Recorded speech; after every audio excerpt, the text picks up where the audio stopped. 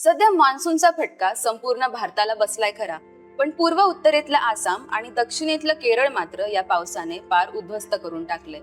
आकडेवारी पाहिली ना तर अंगावर काटा येईल. एकट्या केरळच्या वायनाडमध्ये दरड कोसळून 300 पेक्षा जास्त लोकांचा दुर्दैवी मृत्यू झाला. शेकडो कुटुंबे मातीच्या ढिगाऱ्याखाली जिवंत गाडली गेली, तर हजारो लोक बेघर झाली. दुसरीकडे आसाममध्ये पुरामुळे यंदा 100 पेक्षा जास्त लोकांचा जीव गेला, तर तब्बल 25 ते 30 लाखांहून अधिक लोक पाण्यात अडकलेत. शेती वाहून गेलीये. विचार करा, एकाच मान्सूनमध्ये एक राज्य थेट पाण्यात बुडतंय, तर दुसरं राज्य मातीच्या ढिगाऱ्याखाली गाडलं जातंय.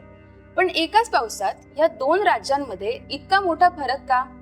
नमस्कार, मी राजश्री आणि तुम्ही बघत आहात बाई माणूस. सर्वात आधी बोलूया पूर्व उत्तरेतल्या आसाम बद्दल.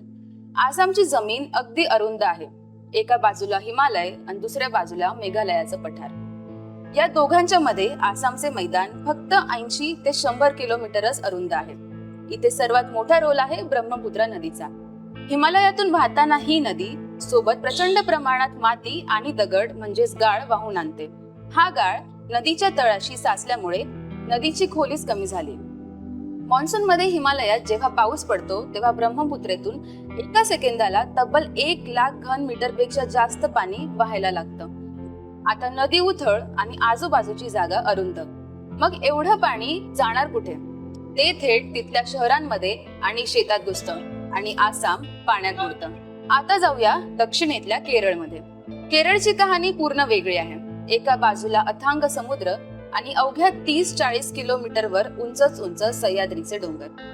केरळ मधले वायनाड किंवा इडक्की सारखे भाग पाहिले तर डोंगर एकदम सरळ आणि तीव्र उताराचे आहेत. मान्सूनचे ढग जेव्हा या डोंगरांना धडकतात तेव्हा ढगफुटीसारखा पाऊस पडतो.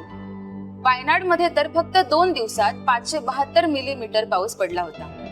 तिथली जांभा माती हा सगळा पाऊस शोषून घेते आणि वजन वाढून चिखल बनतं. मग ही माती खालील खडकांवरून घसरते आणि संपूर्ण डोंगरच्या डोंगर खाली कोसळतो. पण मित्रांनो, या मागे फक्त निसर्ग जबाबदार नाही, आपणही आहोत.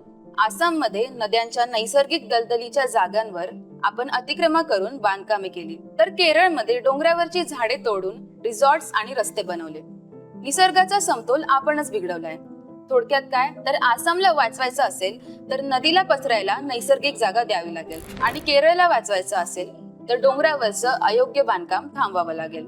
तुम्हाला याबद्दल काय वाटतं? कमेंट्स मध्ये नक्कीच सांगा आणि अशाच सोप्या माहितीसाठी बाई माणूसला फॉलो करायला विसरू नका.